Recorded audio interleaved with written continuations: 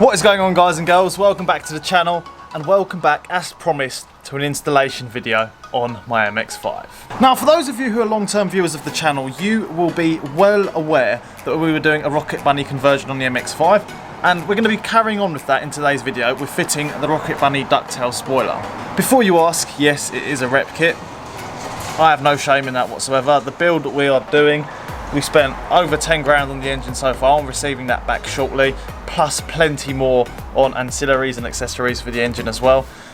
And yeah, the list goes on and on in terms of money that's been being spent on this car, so I've got no shame in that. We're running a rep kit. It's going to look the exact same. It's just going to need a little bit more work to get it fitted nice and perfectly, but I'm not bothered about that whatsoever.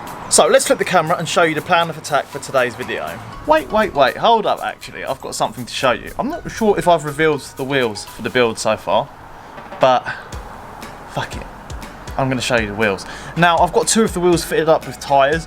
What I've done, I've got four 15 by 10.5J wheels, ET minus 32, super thick boys to fit the Rocket Bunny kit.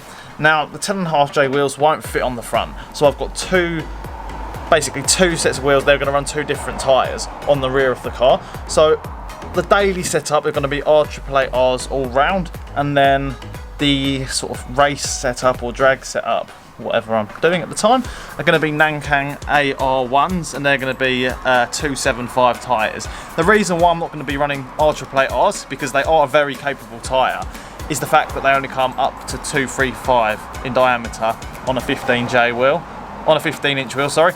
And yeah, that's quite a lot of stretch. It's probably not ideal for track, but yeah. Anyway, let me flip the camera and show you the rear wheels with the R888Rs installed, because they look epic. As you can see, we've got one of the wheels here, and they are absolutely stunning. I really wanted to keep with the gold and chrome theme, which I had on my previous wheels, because I think that looked really good against the red. And as you can see, these are fucking meaty. They're running quite a bit of stretch, as you can see, but nothing too major. And yeah, that is a lot of meat to keep the power which we're going for on the road. So yeah, I'm really pleased with those. They're also dressed up nicely with silver valve stem covers and dust cap as well. So look at the dish on that. Anyway, before I get distracted, we're going to be doing the rear end of the MX5 in terms of the kit and fitting this lovely Ducktail spoiler on the back of here. Now what we're going to do, as you'll know, I had a big gateway mounted on here, and we're actually going to still run that. Because I want a lot of downforce, and it does provide downforce. But I don't want a big gay wing on here and then a Ducktail spoiler. That's not going to be ideal. So the plan is we're going to run that with chassis mounts, which are going to come up from the side, over the top, and we'll have the wing on top. It's a love it or hate it Marmite style thing which I'm doing on the rear end, doing a sort of double wing setup with a Ducktail and a big gay wing. But you know what? I do not give a crap, because I love it, and I will love it. So what we're going to do, without no further ado, is we're going to go ahead and remove these from the back of the car. There's the bolts which were holding it in before, and what we're going to have to do, we're going to have to fill these. So yeah, I'll remove these now, and then I'll go ahead and talk you through how we're going to fill these holes.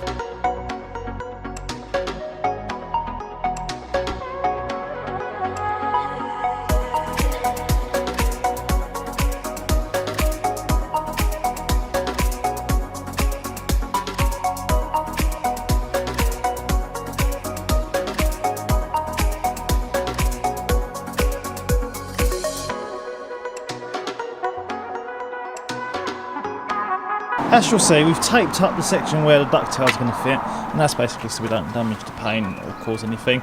This car is going to be repainted anyway, because it's going to need to be painted to fit the kit, or for the kit to fit the car, or look good in the car. So I'm just going to repaint the whole car. But I want to protect it as much as possible, because less bodywork means less of a cost for me. Anyway, let's go ahead and show you how to fix these holes and how to fill them in. So what we're going to do, you can't just fill straight on top of here, just because it's sheet metal and it's just going to fall straight through. So what we're going to do, on the underside where the holes are, as you can see, we're going to sand away an area around here to expose some bare metal, and then we're going to put 2 layers of fiberglass over this. And what that's going to do is it's just going to basically provide a layer, and when we fill over the top, it won't fall straight through. Simple as that. Now, whilst I'm here, I will show you a couple of little bits here.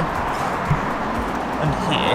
Now, I didn't think, and this is my ignorance, that not painting around the edges would cause much of an issue, because I thought, oh yeah, like it's all sealed, there's a seal here, it'll be fine. But it rusts, and it's only been about a year or so, or 2 years since it's been on there, and it's not been driven, it's just been sitting here, and it's started to rust. So we will have to sand that down as well. But that is a big point, is that if you're going to dual into any car, not even just an old car, any car, be sure to rust prevent the area with some paint.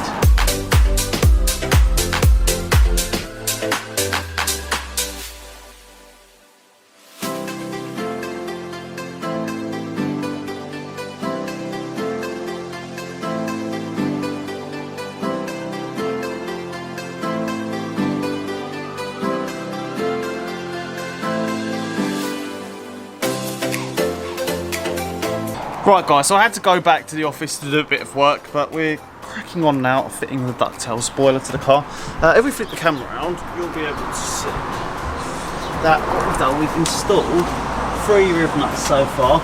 I'm happy with the position of it. What we did, we installed the middle one first, we marked that all out, measured again, put that one in, and then fitted it on just with that one to make sure that we liked the fitment. It was all bang on, so then we marked out the second 2, and we fit it on with the second 2. Is what we're going to do now, and then we're going to mark out 2 of the ones at the top. We'll do the top ones on here, and then it will be perfectly sort of positioned, and then we can sort of ease it into place as we're going round, rather than drilling all the holes and just trying to fit it on, because it's fiberglass, it's never going to be the perfect shape of the car, so it will have a little bit of give in it to kind of follow the contour of the boot. So we want to make sure we fit it in this way. Anyway, I'm going to set it up, another little time lapse. We're going to go ahead and install the rest of the rev nuts. So there'll be one there, and a couple along the top. And then we're good to go.